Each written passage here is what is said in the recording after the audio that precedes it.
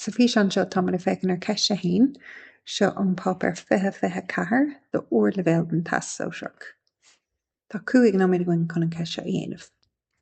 Tá 8 licinn na bhfuil ifrica orthu ag bí, tá 4 licinn darag agus iad ibrithe ó 1 go dtí 4, agus 4 licinn gorma agus iad ibrithe ó 7 go dtí 10. So gach rud atá an sin tá sé sular go bhfuil sé sa léireád thíos. Déanann bí licinn darag amháin agus licinn gorma amháin a roghnaí go raibh. Líon isteach an tábla chun go taspáin for gach ceann den 16 péire éagsúla de licinní a dréad fá bí a roghnaí. Tá ceann amháin déanta dit hena féin.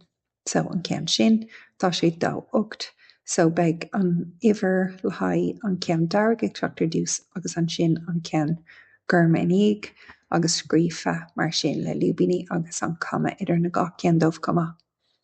So leannig mé raig leis an tábla mar sin. So leis an tábla sin déanta is féidir dul a raig leis an céad cuid eile. Bí fáin dóchúlacht gur 7 a bhíonn ar ceann amháin de na licinní a roghnaigh bí. So braithniú ar an tábla tá gcuin, tá 7 ag teach suas le ceann amháin dómh, 4 uair as 16 uair. So we've 16 sa tábla san iomlán, so an dóchúlacht le sin ná 4 thar 16 nó 1 thar 4 sa forma simplí. Listína péirí le gine áit gurb ifrica príomha iad an gá iver.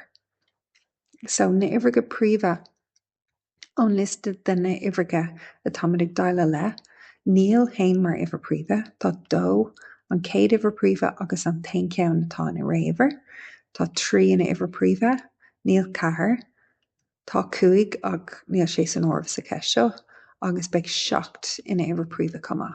So is iad sin na ifrica le péir factorí amháin an iver é 1 agus 1. So an sin, just chun an ceist sin a ragart a gart, we need to scríobh síos na péirí nuair atá na gá iver ina ifrica príomha. So an liste atá gcuin,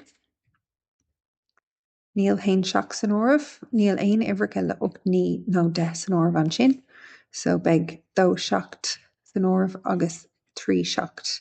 Níl 4 seacht mar níl 4 ina iver príomha agus mar dúir mé níl 1 ina iver príomha, so níl sé sin san áireamh comma. So an sin na péirí atá an ná 2 seacht agus 3 seacht comma. Agus sin é le haghaidh ceiste hain.